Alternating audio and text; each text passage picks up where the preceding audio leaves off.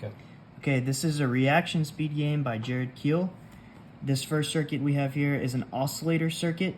It is sending a voltage ramp to this circuit to create this pulse, and we use a potentiometer and these capacitors to actually send that voltage.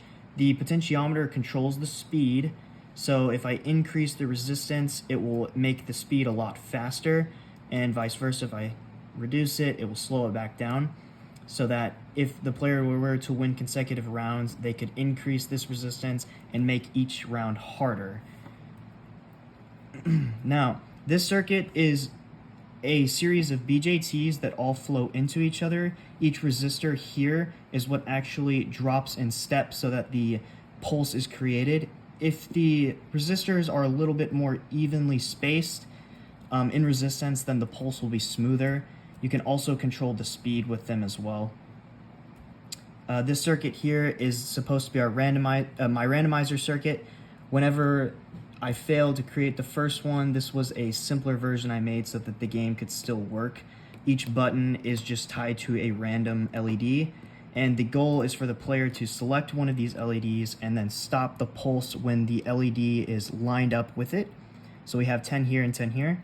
This button is supposed to be the pause button. I attempted multiple methods of getting it to stop the circuit in place rather than just kill switching it like it does. One of those methods was to use MOSFETs in an AND gate.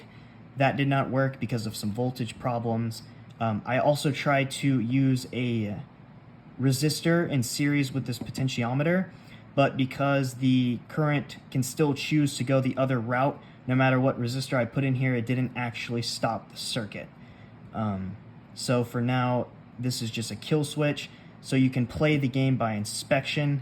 It is a little bit quick, so it's hard to gauge, but if the player were to stop the LED right when it's next to this lit one, by inspection, you could consider it a win or a loss. It's up to them. And then you would move to a new LED position and try to stop it there.